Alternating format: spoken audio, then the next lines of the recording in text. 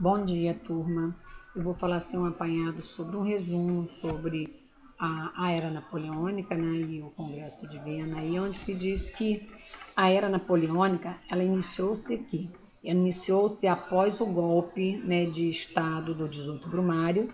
Essa era foi governada pelo líder político e militar Napoleão Bonaparte, que tinha como missão de atingir e derrotar os ingleses.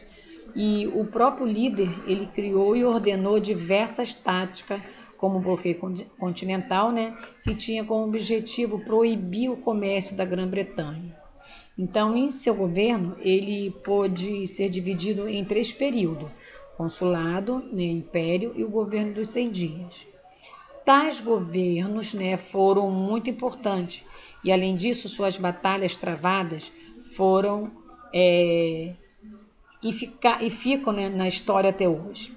Então, elas que expandiram, né, o domínio francês e fez com que o seu exército fosse o mais poderoso do mundo em parte da época. Então, para Napoleão, isso não era o bastante. Foi quando o mesmo ele tentou pela segunda vez invadir a Inglaterra, mas acabou sendo o quê? Derrotado e fugiu para a ilha de Elba durante um tempo. E depois ele voltou para a França e foi recebido como um herói. Mas, se não bastasse, né, a coligação da Europa se reuniu para derrotar o militar, né? E, portanto, o mesmo foi derrotado na Batalha de Waterloo, onde foi enviado para a ilha de Santa Helena e ficou lá até a sua morte. Então, gente, eu vou começar a falar sobre o assunto do livro, né? Que fala sobre o consulado de 1799 a 1804, né? Onde se diz que foi com a chegada de Napoleão ao poder que deu-se a um golpe do 18 Brumário, né, onde participavam os membros do diretório, e aonde estabeleceu também um clima de esperança entre a população francesa, porque onde que ela desejava a estabilização política e econômica da França. Então Napoleão ele contava com o apoio da burguesia para realizar as reformas necessárias para a consolidação dos ideais revolucionários burgueses. Inicialmente, porém, era necessário afastar o perigo externo representado pela segunda coligação. Depois de derrotar a Áustria, Napoleão obteve um acordo de paz com a Rússia, sozinha em sua luta contra a França. A Inglaterra aceitou assinar um tratado de paz, o Tratado de Paz de Amiens de 1802. Esse tratado ele foi um tratado de paz firmado no dia 25 de março de 1802, na cidade francesa de Amiens. Então, ele pôs fim à hostilidade existente entre França e Reino Unido, que foi durante as chamadas Guerras Revolucionárias Francesas. E em paz com a Europa, Napoleão dedicou-se à reconstrução interna. Entre as primeiras medidas tomadas pelo governo napoleônico estava a reforma administrativa, com a criação de um funcionalismo público, eficiente e centralizado, e a fundação do Banco da França, que buscava a estabilidade econômica e financeira do país.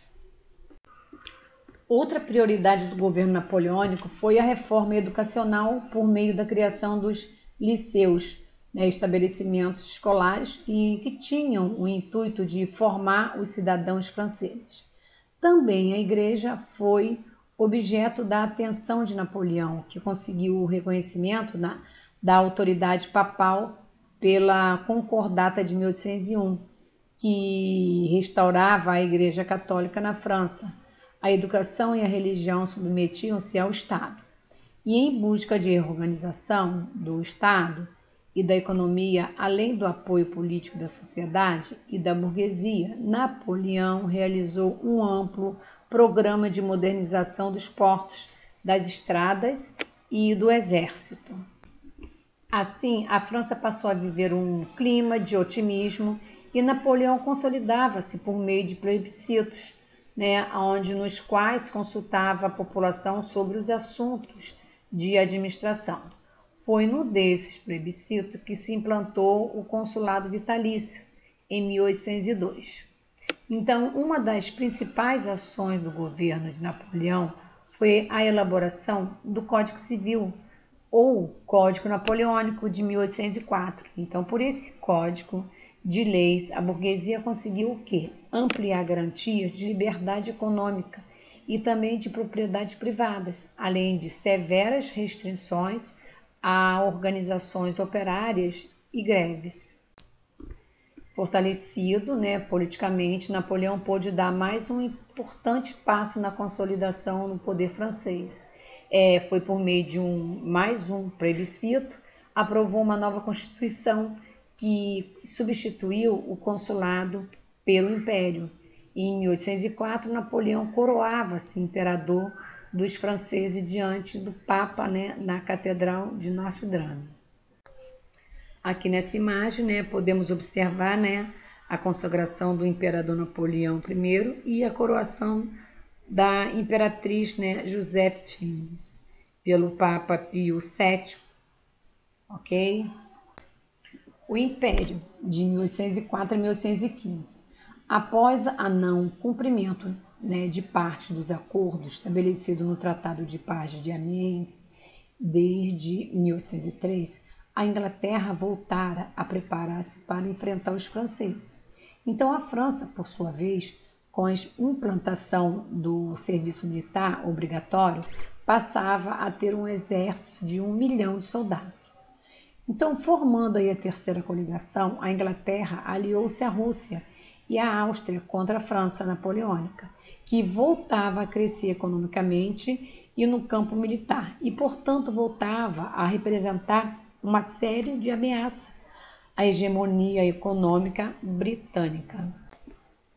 Apesar de vencer por terra os austríacos em Austerlitz, em 1805, Napoleão, mesmo contando com o apoio da esquadra espanhola, foi derrotado pelos ingleses na Batalha Naval de Trafalgar, em 1805.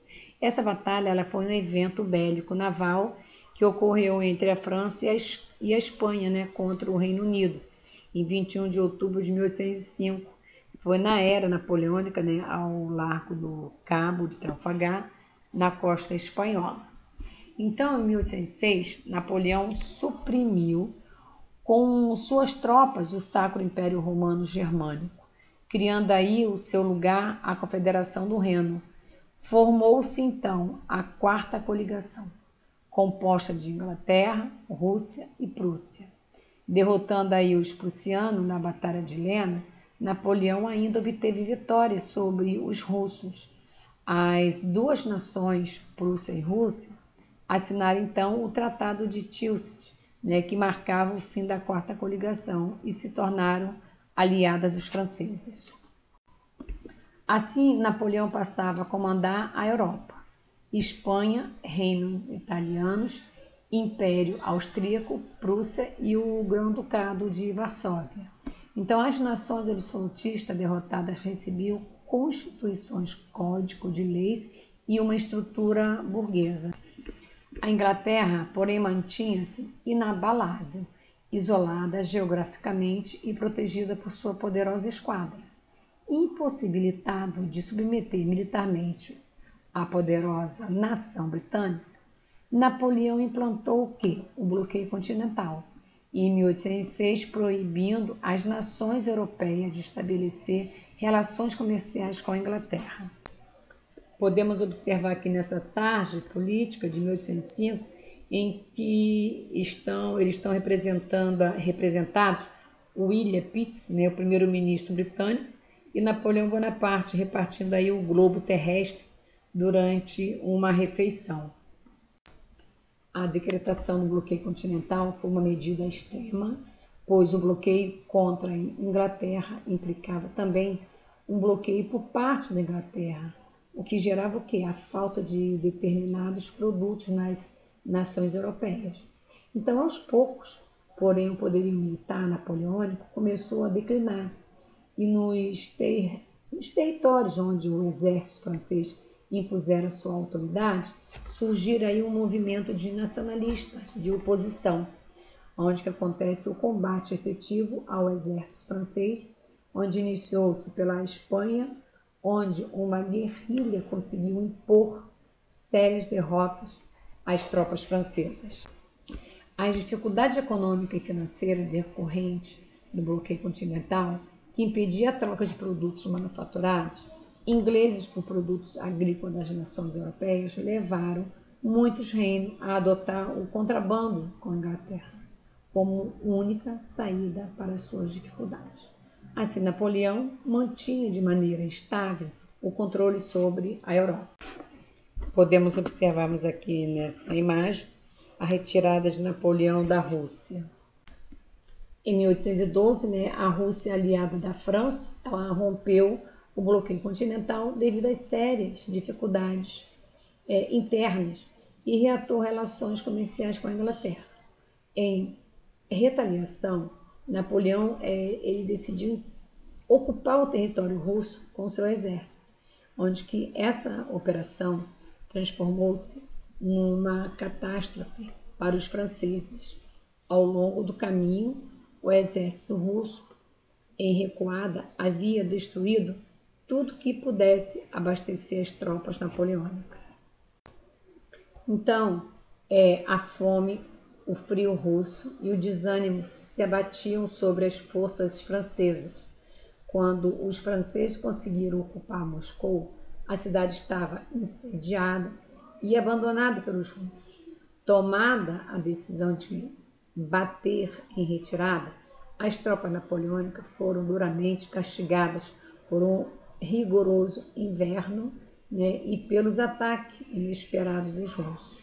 As tropas napoleônicas perderam cerca de 500 mil soldados e tiveram que se apressar no retorno para evitar uma ameaça de golpe contra Napoleão.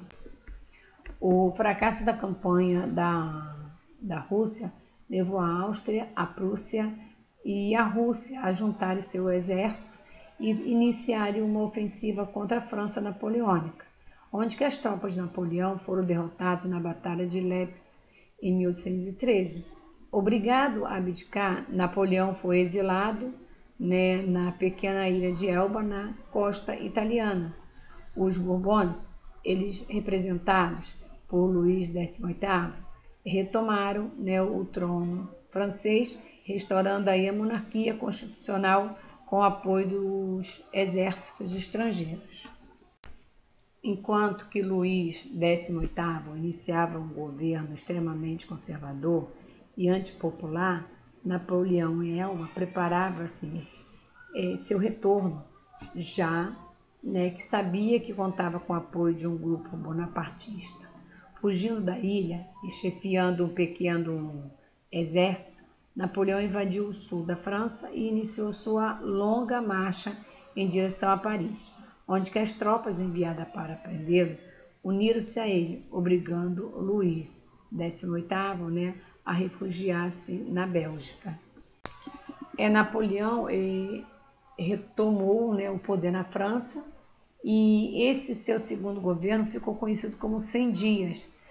A Áustria, Rússia e Prússia e Inglaterra novamente uniram-se a Napoleão. Foi derrotado pelas tropas inglesas na Batalha de Waterloo, em junho de 1815. Era o fim da carreira política de Napoleão.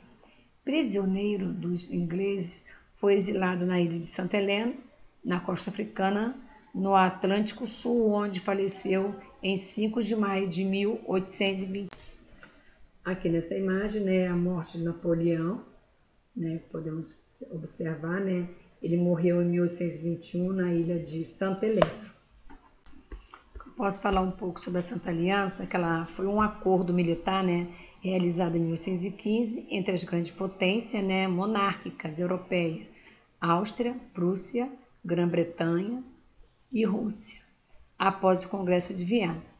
Então, podemos acrescentar mais um pouco, falando que ela foi assinada no dia 26 de setembro de 1815 em Paris, onde que a proposta da formação partiu de Czar da Rússia, Alexandre I, no cerne de acordo como estava a manutenção e a propagação dos ideais da justiça e da fé cristã. Então, após a derrota de Napoleão e seu exílio em Elba, as nações europeias reuniram-se no Congresso de Viena de setembro de 1814 a junho de 1815, onde que o clima antiliberal e conservador dominava as negociações e resoluções do Congresso.